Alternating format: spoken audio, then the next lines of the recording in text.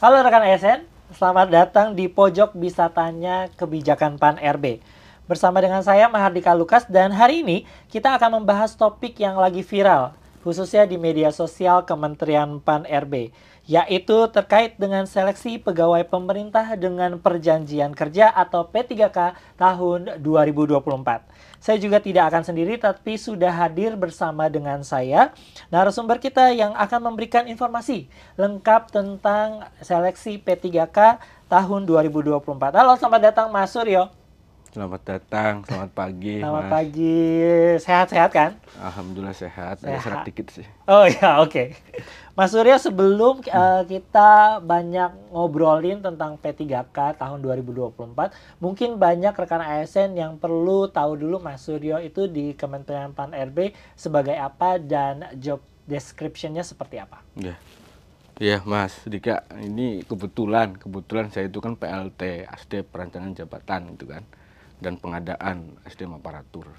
Nah, saat ini memang pekerjaannya ada amanat undang-undang untuk penyelesaian non-ASN, lalu kemudian juga pemenuhan kebutuhan untuk SDM di instansi-instansi secara nasional maupun instansi.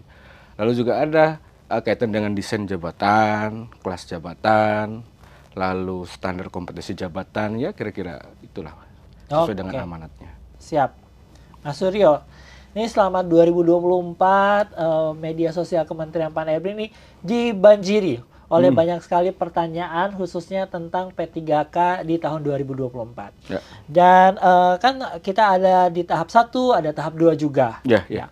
Di tahun 2024 ini kita sekarang saat ini sedang ada dalam tahap pendaftaran P3K di yang tahap kedua. Ya. Banyak banget yang datang pertanyaan, komen di media sosial yang menanyakan tahap satunya ini kapan diumumkan? Oh iya. Nah sebelum kapan pengumuman itu, jadi boleh nggak saya cerita sejarahnya ini kenapa bisa sampai rame, boleh. lalu kemudian jadi isu trending dan lain sebagainya. Nah, jadi Mas Dika, ini kan sebetulnya berawal dari PP 49. Jadi undang-undang sebelum Undang-Undang 20, jadi PP 49, ada PP 49. Nah, PP 49 ini kan amanat dari ketentuan pelaksana dari Undang-Undang 5 2014. Nah, di dalam PP 49 itu ada pasal yang menyebutkan bahwa non-ASN itu, penataan non-ASN itu harus selesai di November 2023 waktu itu. Nah, ini kan mengamanatkan ke semua instansi harus ditata, harus diselesaikan. Nah, tetapi dengan waktu yang relatif sudah mendekati waktu itu ya 2023, lalu kemudian ada revisi Undang-Undang ASN menjadi dari Undang-Undang 5 menjadi Undang-Undang 20. Kemudian juga di situ mengamanatkan yang harusnya diselesaikan November 2023. Jadi amanat melalui Undang-Undang 20 itu untuk diselesaikan dan ditata sampai dengan Desember 2024. Nah, ini sudah Januari. Nah, bagaimana menata itu? Nah, kita kan harus lakukan waktu itu pendataan tuh 2022. Nah, dari hasil pendataan itu, nah ada sekitar 1,7 yang belum terselesaikan. Nah, ini amanatnya kesepakatan pemerintah dengan DPR untuk diselesaikan Desember 2024. Nah, proses penyelesaiannya itu melalui pengadaan P3K ini. Nah, P3K ini kita bagi tahap 1, tahap 2. Karena non-ASN ini sekian banyaknya non-ASN itu dan variasinya macam-macam. Ada sisa THK 2. Lalu kemudian juga ada sisa guru-guru yang THK 2 dan lain sebagainya. Karena non-ASN ini kan ada terbagi beberapa kategori. Ada nakes, ada guru, ada teknis. Nah, sehingga ini perlu proses penyelesaiannya bertahap. Ada tahap 1, tahap 2. Nah, pertanyaannya kapan selesai tahap 1? Tahap 1 itu harusnya selesai minggu ini. Selesai minggu ini, dan sebetulnya kami di Pansel dengan BKN itu sudah menyampaikan ke semua instansi pemerintah untuk dilakukan pengumuman karena seleksi sudah selesai. Nah, sudah disampaikan ke instansi dan beberapa banyak instansi sudah mengumumkan, tetapi kalau update dari tadi pagi itu sekitar kurang lebih 100 belum mengumumkan ya. Ada sekitar 100-an kurang lebih belum mengumumkan. Nah, mudah-mudahan hari ini atau nanti sore sudah diumumkan. Amin. Jadi yang masih galau nungguin pengumumannya, mudah-mudahan nanti sore akan diumumkan oleh instansinya yang membuka P3K tadi ya. Betul, karena kewenangan mengumumkan itu ada di PPK. PPK itu ya ada di instansi itu. Bukan dari BKN, bukan dari Menpan. Bukan. Oke, siap. Mas Suryo, banyak yang cerita di komentar gitu kan, mungkin berdasarkan personal historinya. Ada yang cerita tentang kalau dia ini tidak mendapatkan formasi. Ya. Pada saat tahap pertama kemarin. Lalu nggak dapat formasi, lalu ada juga yang karena banyak peserta seleksi yang nilainya tinggi namun kalah sama ex THK2. Ya. Bagaimana Mas Suryo menanggapinya? Nah ini tadi kan saya sampaikan bahwa non-ASN ini kan variasi kategorinya macam-macam. Nah pada saat proses penyelesaian ini kan kita lakukan sesuai dengan urutan prioritasnya. Nah, THK2, lalu kemudian ada non-ASN yang database BKN. Nah, sebetulnya pemerintah dengan DPR itu komitmen untuk menyelesaikan 1,7. Nah, 1,7 itu di dalamnya itu ada THK2, ada database BKN. Nah, THK2 ini sebetulnya pendataan lampau dari tahun 2009 lalu, THK2 itu. Nah, sementara untuk yang database BKN ini hasil pendataan 2022 kemarin. Nah, sehingga kelulusan didasarkan pada prioritas THK2 terlebih dahulu, walaupun nilai yang bersangkutan itu lebih rendah dari yang database BKN. Karena prioritas kelulusan THK2 terlebih dahulu, kalau THK2 selesai, baru kemudian database BKN. Kira-kira seperti itu. Nah, lalu kemudian pertanyaan Mas Dika, bagaimana dengan yang tidak dapat formasi? Nah, sebetulnya melalui Kepmen, beberapa Kepmen, kebijakan-kebijakan Kementerian Pan-RB, melalui Ibu Menteri itu, prinsipnya kami komitmen sekali lagi menyelesaikan non-ASN ini. Tetapi persoalannya itu kan ada pada pembiayaan. Nah, jadi misalkan di instansi itu non-ASN-nya ada 10, tetapi kemampuan untuk membayar gaji untuk non-ASN pada saat diangkat P3K itu 8 misalnya, kan gitu kira-kira. Nah, artinya instansi itu kan mengusulkan 8 karena kemampuan anggarannya untuk 8 orang, 8 P3K. Nah, yang 2 ini tidak dapat formasi, bagaimana pertanyaan kan begitu.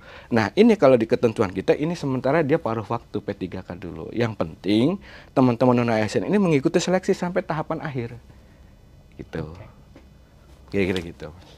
Oke. Melanjutkan tadi soal pemerintah berkomitmen bersama DPR untuk menyelesaikan tenaga non-ASN ini berdasarkan prioritasnya. Ya, ada yang dari database, ada juga yang dari THK2 tadi. Mas Suryo, ada juga yang bertanya, bagaimana kebijakan penyelesaian tenaga non-ASN baik yang terdata ataupun yang belum terdata? Karena sepertinya pemerintah hanya fokus di yang terdata oleh BKN dulu. Sekarang kalau orang baru ini gimana? Ya, kalau dari kebijakannya begini. Jadi itu diselesaikan dan ditata begitu. Nah, prinsip pemerintah menghindari PHK massal. Menghindari PHK massal. Jangan sampai orang-orang non-ASN ini diberhentikan. Nah, kita berikan kesempatan kepada teman-teman non-ASN yang tidak terdata mengikuti kesempatan, mengikuti seleksi. Ya kalau nilainya bagus, layak ya mungkin bisa. Nah, selain itu instansi ada banyak instansi juga pada saat proses melakukan pendataan itu mereka sanggup untuk membayar lebih dari formasinya itu lebih dari non-ASN yang terdata karena ada beberapa yang waktu itu ketinggalan terdatanya dan sebetulnya mereka memenuhi kriteria gitu. Nah, ini kan diberikan kesempatan, tetapi sekali lagi karena komitmen kita selesaikan 1,7, prioritasnya tetap yang terdata terlebih dahulu. Itu dulu kita selesaikan. Gitu. Untuk selanjutnya nanti yang belum terdata akan diselesaikan selanjutnya. Selanjutnya. Oke. Tadi di-spill sedikit kalau ini juga ada sangkut pautnya dengan anggaran dari instansi tersebut. Dicontohkan tadi misalnya ada 8 kuotanya tapi ada 10. Yang 2 akan menjadi P3K paruh waktu. Ini berkaitan dengan pertanyaan saya berikutnya. Sebenarnya kebijakan P3K paruh waktu itu seperti apa, Mas? Nih. Nah, ini sebetulnya salah satunya ada kebijakan di Undang-Undang HKPD itu, belanja pegawai itu kan tidak boleh lebih dari 30%. Nah, rata-rata instansi itu, terutama Pemda ya, banyak yang lebih dari 30%. Nah, ini sebenarnya persoalan tersendiri. Nah, karena kan belanja-belanja yang lain juga sangat diperlukan, tidak hanya belanja pegawai. Nah, karena pembatasan itu, konsep paruh waktu ini kan sebetulnya sekali lagi berawal dari gaya dan prinsip bahwa dalam rangka penyelesaian non-ASN ini salah satunya selain menghindari PHK massal itu tidak membebani anggaran. Selama kemampuan Pemda untuk menyelesaikan menggaji P3K itu misalkan kemampuan tadi 8, yang 2 ini paruh waktu ini supaya tidak membebani anggaran. Jadi yang mereka terima saat ini sebagai honorer misalnya 1 juta, ya 1 juta dulu gaji dia, gaji yang bersangkutan, sambil menunggu instansinya ada anggaran atau kemudian ada dari PAD dan lain sebagainya, setelah meningkat dan lain sebagainya ada kemampuan untuk membayar mereka, ya mereka yang bisa naik ke penuh waktu itu. Nah, sebetulnya mereka ini kan ganti baju, ada NIP status P3K, karena di amanat undang-undang itu kan selesai 2024 dan harus lalu kemudian di ayat berikutnya itu dilarang mengangkat non-ASN untuk menduduki jabatan ASN. Tidak ada lagi non-ASN amanatnya. Nah, kebijakan paruh waktu nanti seperti apa? Nah, kurang lebih bahwa gaji mereka saat ini yang mereka terima, lalu kemudian mereka tetap bekerja sesuai dengan tugas yang saat ini mereka lakukan. Kemudian paruh waktu mereka juga dapat NIP, dan rencananya ini tetap pengaturannya kalau yang P3 itu penuh waktu sekian jam, nah mereka juga bisa ditentukan oleh PPK-nya, karena kan ada beberapa variasi gajinya itu kan macam-macam, ada yang 200.000, ada yang 300.000 dan lain sebagainya. Masa kalau 300.000 itu dia 1 hari full, 1 bulan full bekerja, nah ini ketentuan paruh waktu itu. Nah, tetapi kami belum mengeluarkan kebijakan itu karena masih menunggu dari RPP manajemen ASN yang sekarang sedang berproses sebagai amanat atau ketentuan pelaksanaan dari Undang-Undang 20, Undang-Undang ASN itu. Nah, tapi kami juga paralel sedang mengkonsepkan itu. Mungkin kami juga harus lebih intens juga diskusi dengan beberapa instansi, terutama dengan teman-teman Kementerian Keuangan. Karena supaya yang menghindari beban 30% HKPD belanja pegawai itu, nah kami mencoba mengusulkan supaya gaji paruh waktu itu di luar belanja pegawai, supaya HKPD aman, ya, jadinya. Ya, gitu. Berarti untuk sistem kerja, pembayaran gaji dan anggarannya itu pada dasarnya si P3K paruh waktu ini belum ada payung hukumnya. Belum ada payung hukum, tetapi paling tidak nanti hasil seleksi ini mapping datanya sudah ada dengan proses seleksi ini. Gitu. Oke. Melanjutkan Mas Suryo, bagaimana kalau ada suatu daerah yang tidak mengusulkan formasi P3K? Apakah masih ada kesempatan bagi teman-teman rekan ASN yang non-ASN juga menjadi P3K paruh waktu di daerah tersebut? Nah, ini seleksi tahap 1 ini kan sudah dimulai dan sudah akan segera diumumkan. Nah, dari perjalanan ini kita kan ada tahap 2. Nah, dari 1,7 yang komitmen untuk kita selesaikan sampai dengan tahap 1 yang nanti akan diumumkan, itu ada sekitar 390 ribuan itu belum mendaftar. Nah, termasuk instansinya tidak mengusulkan. Nah, ini kita berikan kesempatan di tahap 2 ini, termasuk instansi dan orang-orang itu kita bantu untuk melakukan pendaftaran di tahap 2 ini, Mas Dika. Jadi, tahap 1 dan tahap 2. Tahap 2 salah satu kenapa ada tahap 2. Nah, ini untuk mengantisipasi Di tahap 1 ada instansi yang belum mengusulkan dan ada non-ASN yang belum mendaftar atau yang TMS dan lain sebagainya. Nah, ini di tahap 2 ini. Tahap 2 ini. Nah, mudah-mudahan dengan tahap 2 ini instansi juga segera mengusulkan. Karena penyelesaian ini kan amanat undang-undang itu kan Desember 2024. Kita coba selesaikan walaupun nanti mungkin selesainya agak lebih dari sekitar beberapa bulan ya. Karena ini kan proses ya, proses. Nah, instansi diberikan kesempatan di tahap 2 ini sebetulnya. Karena nanti penyesuaian itu kan di belakang nanti setelah seleksi. Nah, penyelesaian non-ASN ini kan tidak bisa hanya Menpan, hanya BKN. Karena non-ASN itu adanya di instansi. Jadi kunci penyelesaian non-ASN ini di instansi. Jadi banyak teman-teman non-ASN ini Menpan seperti apa, BKN seperti apa. Padahal kan yang ngangkat itu di instansi. Lalu ya kita harus komitmen sama-sama. Pemerintah itu kan bukan hanya Menpan, bukan hanya BKN. Terutama instansi inilah kuncinya. Kalau instansinya agak, ya kalau memang harus komitmen juga instansinya. Karena honorernya itu ada di sana. Bekerjanya itu di sana. Jadi makanya kami selalu sampaikan, sosialisasi kita selalu, komunikasi kita selalu kita bangun dengan instansi, apa persoalannya, kira-kira seperti itu. Bahkan di tahap 2 ini, teman-teman yang non-ASN di tahap 1 tidak mendaftar, atau yang TMS dan sebagainya, kita bantu di tahap 2.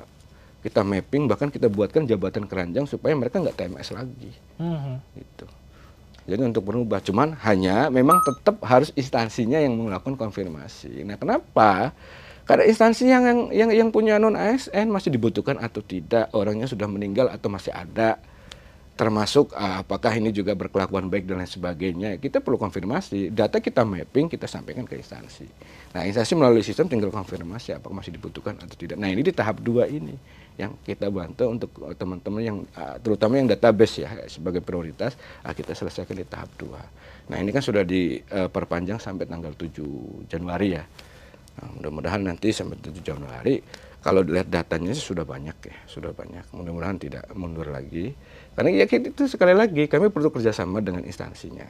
Kuncinya itu di instansi sebetulnya. Kita sudah buatkan fasilitasnya, kebijakan sudah kita buatkan, fasilitas infrastruktur sudah dibuatkan oleh teman-teman BKN. Konfirmasi tinggal kita sampaikan data ke ke instansi. Nah, instansi melakukan konfirmasi.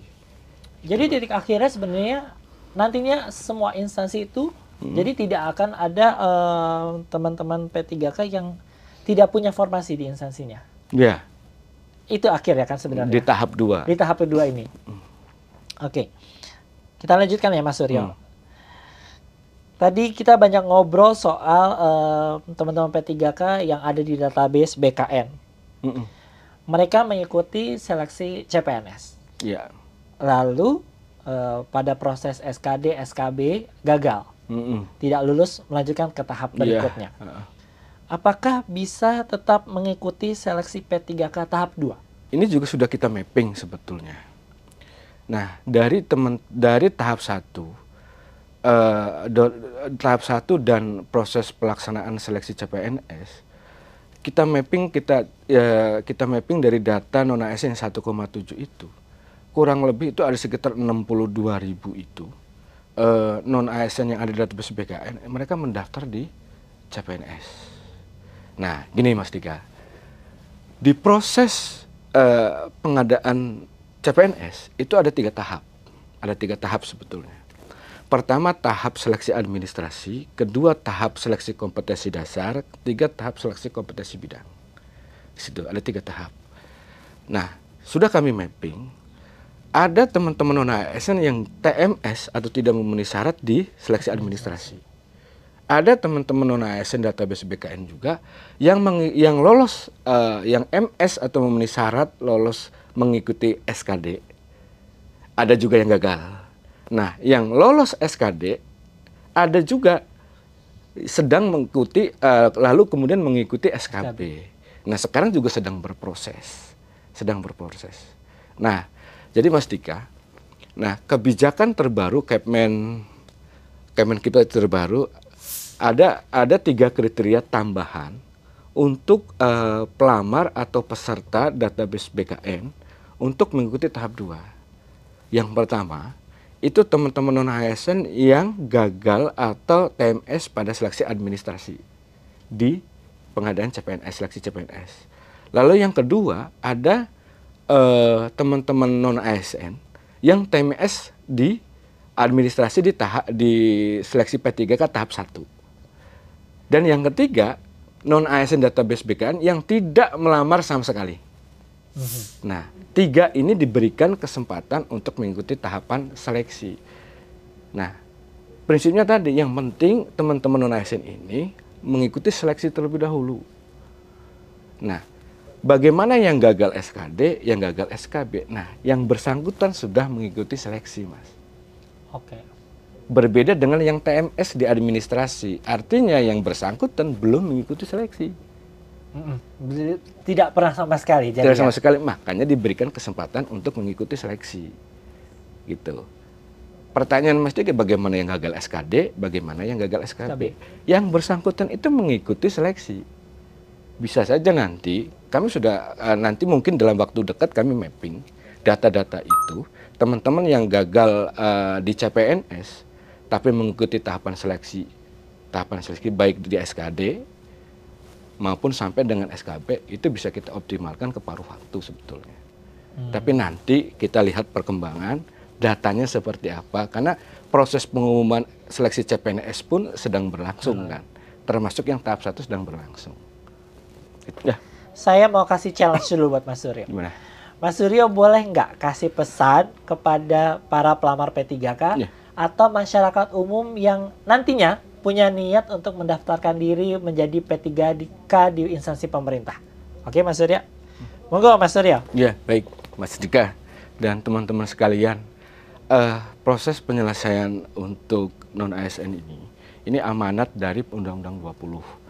Nah, amanat dari Undang-Undang 20 ini harus kita selesaikan Desember 2024. Tetapi kita masih perpanjang sampai tanggal 7 Januari. Nah, tanggal 7 Januari ini harus dimanfaatkan dengan baik karena kesempatan hanya datang sekali. Dan kepada teman-teman instansi yang sudah melakukan konfirmasi sesuai dengan tahapan-tahapan yang sudah kita lakukan bersama itu, ini baru 96 instansi. Baru 96% instansi. Jadi masih ada 4% yang belum melakukan konfirmasi. Artinya, teman-teman non ASN yang ada di instansi tersebut belum bisa mendaftar ketika instansi belum melakukan konfirmasi. Nah, kami mohon bantuan teman-teman instansi yang termasuk di dalam 4% itu untuk segera lakukan konfirmasi supaya teman-teman non ASN bisa segera mendaftar sampai dengan tanggal 7 Januari ini. Jadi kita upayakan bersama Menpan, BKN, dan instansi yang lain termasuk instansi yang di daerah untuk segera lakukan konfirmasi supaya teman-teman instansi pemerintah, teman-teman di non ASN di instansi pemerintah segera melakukan submit pendaftaran. Jadi kuncinya juga ada di instansi. Kuncinya sebetulnya instansi karena ada di sana. Kalau instansinya nggak melakukan konfirmasi, teman-teman tenaga non ASN ini nggak bisa daftar. Nggak bisa daftar. Sampai di deadline tanggal 7 Januari. Betul. Oke, siap. Terima kasih banyak Mas Suryo atas waktu dan kesempatannya.